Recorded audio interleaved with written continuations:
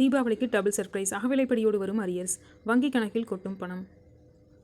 Corona பெருந்தொற்று காலத்தில் நிறுத்தி வைக்கப்பட்ட 18 மாத அகவிலைப்படி நிவாரண நிலுவைத் தொகை வழங்குவது குறித்து விரைவில் அறிவிப்பு. இந்த மாதம் வெளியாகும் அகவிலைப்படி உயர்வு அறிவிப்போடு சேர்த்து வெளியிடப்படுமா என்ற கேள்வி எழுந்துள்ளது. அகவிலைப்படி உயர்வு எவ்வளவு? தீபாவளி பண்டிகை காலத்திற்கு முன்பாக அரசு ஊழியர்களுக்கும் ஓய்வூதியதாரர்களுக்கும் அகவிலைப்படி 3% அதிகரிக்கும் என எதிர்பார்க்கப்படுகிறது.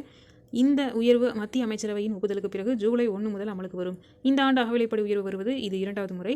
கடந்த மார்ச் மாதம் 2% உயர்வு அறிவிக்கப்பட்டது. அப்போது அகவிலைப்படி அடிப்படையில் சம்பளத்தில் 53%லிருந்து 55% உயர்ந்தது. இதற்கு 4 மாதங்களுக்கு முன்னர், அதாவது கடந்த ஆண்டு அக்டோபரில் 3% அகவிலைப்படி உயர்வு வழங்கப்பட்டது குறிப்பிடத்தக்கது.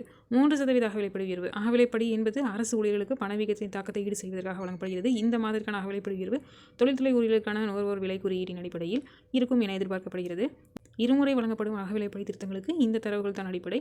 இந்த புதிய உயர்வு காரணமாக அடிப்படை சம்பளம் ரூபாய் 60,000 உள்ள ஊழியருக்கு மார்ச் மாத உயர்வுக்கு பிறகு கிடைத்த ரூபாய் 33,000 அகவிலைப்படியுடன் சேர்த்து கூடுதலாக 34,800 கிடைக்கும். இதோடு சேர்த்து அகவிலைப்படி அரியர்ஸ் தொகையும் வழங்கப்படுமா என்ற கேள்வி எழுந்துள்ளது. டிஏ நிலுவைத் தொகை தொடர்பு விவாதம். சமீபத்தில் தேசிய கவுன்சில் நிலுவைக் குழுவின் 63வது கூட்டம் டெல்லியில் உள்ள சிவில் சர்வீஸ் அதிகாரிகள் பயிற்சி மையத்தில் நடைபெற்றது. இக்கூட்டத்தின் ஊழியர்களின் முக்கியமான பிரச்சனைகள் குறித்து விவாதிக்கப்பட்டது. குறிப்பாக கொரோனா காலகட்டத்தில் நிறுத்தி வைக்கப்பட்ட 18 மாத டிஏ மற்றும் டிஆர் நிலுவைத் தொகையை வழங்குவது பற்றியும் கலந்துரையாடப்பட்டது. இந்த கூட்டத்தில் அரசு துறையின் பல செயலர்கள் தலைமையேற்றனர். சிவகோபால் மிஸ்ரா மற்றும் எம். ராகவையா போன்ற மூத்த தலைவர்கள் ஊழியர்களின் பிரதிநிதிகளாக பங்கேற்றனர்.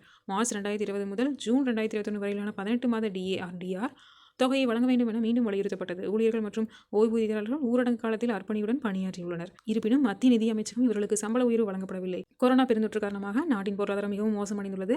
2020-2021 நிதியாண்டிற்கு அப்பாலும் அரசு செயல்படுத்தி வரும் நலத்திட்டங்களுக்கான சுமை அதிகரித்தது. எனவே டிஆர் நிலுவைத் தொகையை வழங்குவது சாத்தியமில்லை என தெரிவிக்கப்பட்டது. இந்த நிலையில்தான் அந்த அரியர்ஸ் தொகை குறித்து ஆலோசனைகள் செய்யப்பட்டன. 8வது ஊதிய குழுவின் உருவாக்கம் மற்றும் டிஏ நிலுவைத் தொகை. இதனால் விரைவில் 18 மாதங்களுக்கான டிஏ அரியர் விரைவில் வழங்கப்படலாம் என்று எதிர்பார்க்கப்படுகிறது. இதற்கான தொகையை மத்திய அரசு ஒதுக்கியுள்ளதாக கூறப்பட்டது. கடந்த பட்ஜெட்டில் இது தொடர்பாக அறிவிப்புகள் வரவில்லை. மத்திய அரசு ஊழியர்களின் 8வது ஊதிய குழுவிற்கு பட்ஜெட்டில் நிதி ஒதுக்கப்படவில்லை என்பதால் இந்த அரியர் இந்த வருட இறுதிக்குள் வழங்கப்படலாம் என்று கூறப்படுகிறது. சீனியர் ஊழியர்களுக்கு சுமார் 1.90 லட்சம் ரூபாய் வரை நிதி ஒதுக்கப்படலாம் என்று கூறப்படுகிறது. கிட்டத்தட்ட 1.5 கோடி குடும்பங்களுக்கு இதனால் நேரடி பலன் கிடைக்கும் என்று கூறப்படுகிறது.